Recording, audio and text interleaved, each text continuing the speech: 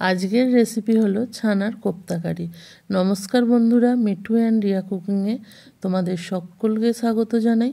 আবারও আজ হাজির হয়েছি একটা নতুন রেসিপি নিয়ে। আজকের রেসিপি হলো ছানার কোপ্তা কারি। তাহলে চলো দেখে নেওয়া যাক কিভাবে এটা বানাই। প্রথমেই আমি এখানে 200 গ্রাম ছানা নিয়ে নিয়েছি, আর এই ছানাটা আমি বাড়িতেই তৈরি করেছি। তোমরা এখানে কিনেও ব্যবহার করতে পারো। আর এই ছানার রেসিপিটা যদি দেখতে চাও সেটাও আমাদেরকে একটু জানাবে। আর এখানে দিয়ে দিলাম 1 চামচ সুজি, আর দিয়ে দেব হাফ চামচ আদার পেস্ট, আর এখানে দিয়ে দিচ্ছি ফ্রেশ কিছু কুচনো ধনেপাতা, আর দিয়ে দেব স্বাদ মতো লবণ। এখানে দিয়ে দিলাম হাফ চামচ লঙ্কার গুঁড়ো, আর এখানে দিয়ে দিচ্ছি একটু চিনি। যেহেতু ছানার জিনিস তার জন্য একটু চিনি ব্যবহার করবে এখানে, তাহলে কোপ্তাটা খুব সুন্দর হবে খেতে। এবার দিয়ে হাতের সাহায্যে এটাকে পেস্ট করে করে খুব সুন্দরভাবে এটাকে মেখে নেব। মাখা রেডি হয়ে গেছে। এবার দেখো হাতে একটা গোল গোল করে শেপ দিয়ে নেব, তারপর হাত দিয়ে এটা একটু চেপটে নেব। তোমরা তোমাদের মতন করে এখানে শেপ দিয়ে নেবে, যার যেমন পছন্দ। তবে আমি এইরকমভাবেই শেপটা দিচ্ছি। দেখো একটা কোপ্তা কারি আমার রেডি হয়ে গেছে, আর এই রকমভাবেই বাকি কোপ্তাগুলোকে আমি রেডি করে নেব। আবারও একটা তোমাদেরকে দেখিয়ে দিচ্ছি। দেখো, হাত দিয়ে প্রথমে গোল করে নিয়ে 2 হাতের মধ্যে রেখে এটাকে একটু চেপে দিলেই সুন্দরভাবে রেডি হয়ে যাচ্ছে কোপ্তা কারিগুলো।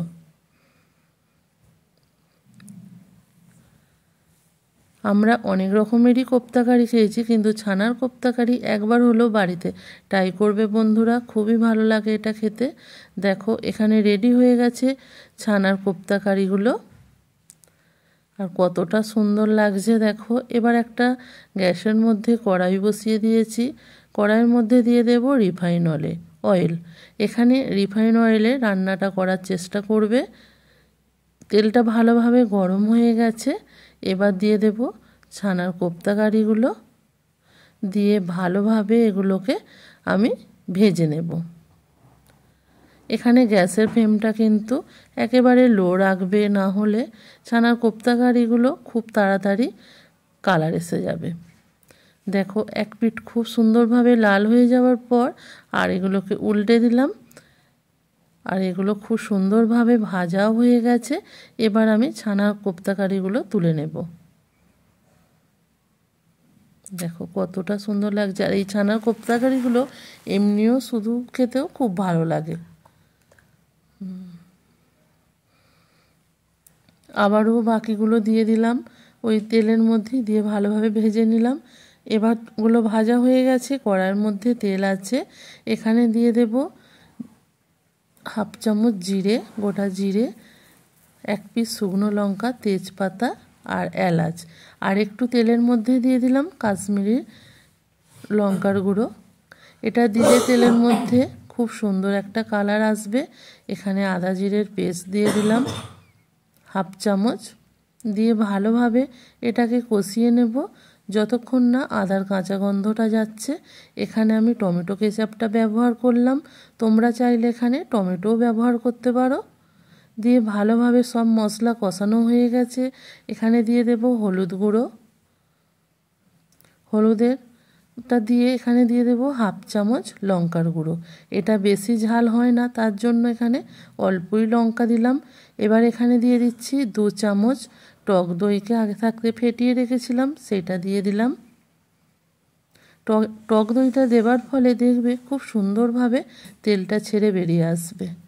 আর এখানে দিয়ে দিচ্ছি চালমগজ আর কাজু বাটা, এখানে 2 চামচ মতন দিয়ে দিলাম। দিয়ে ভালোভাবে মশলাটাকে কষিয়ে নেব। আর এটা দেওয়ার ফলে দেখবে মশলা থেকে খুব সুন্দরভাবে দেখো তেল ছেড়ে বেরিয়ে এসেছে। মশলাটা কষানো একেবারে আমার রেডি হয়ে গেছে। মশলাটা দারুণভাবে তেল ছেড়ে বেরিয়ে এসেছে। এবার এখানে দিয়ে দেব গরম জল। এখানে তোমরা অবশ্যই গরম জলটা ব্যবহার করার চেষ্টা করবে। দিয়ে এখানে দিয়ে দেব কিছুটা ধনেপাতা কুচি, দিয়ে গ্রেভিটাকে খুব ভালোভাবে ফুটিয়ে নেব। গ্রেভিটা খুব ভালোভাবে ফুটছে। এখানে দিয়ে দেব আমি স্বাদ মতো লবণ, আর দিয়ে দেব একটু চিনি। যেহেতু নিরামিষ তরকারি বা ছানার তরকারির মধ্যে একটু মিষ্টি দিতেই হবে, এটা মিষ্টিটা একটু না দিলে ভালো হবে না। এবার দেখো গ্রেভিটা খুব সুন্দরভাবে ফুটছে, আর এখানে ছানার কোপ্তাগুলো ভাজা আছে সেগুলোকে আমি দিয়ে দেব। এখানে ঝোলটা একটু বেশি রাখতে হবে, কেননা যেহেতু ছানার কোপ্তাগুলো দেওয়া হচ্ছে তার জন্য জুসটাকে টেনে নেবে। ভালোভাবে এটাকে ফুটিয়ে নেব 1 মিনিট। আর দেখো খুব সুন্দরভাবে এটা রেডি হয়ে গেছে।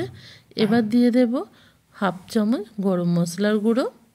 গরম মশলার গুঁড়োটা দিয়েও খুব ভালোভাবে এটাকে মিক্সড করে নেব। এবার গ্যাসের ফ্লেমটা অফ করে দেব, দিয়ে 5 মিনিট পর ফিরে আসছি। চলো এবার সার্ভ করে নিই। তাহলে বন্ধুরা দেখেই নিলে কত সহজে বানিয়ে নিলাম এই ছানার কোপ্তা। তোমরা অবশ্যই বাড়িতে একবার হলেও বানাবে। আর তোমাদের যদি রেসিপিটা ভালো লাগে অবশ্যই লাইক, কমেন্ট, শেয়ার করবে আর সাবস্ক্রাইব করতে ভুলবে না। আজকের মতো টাটা।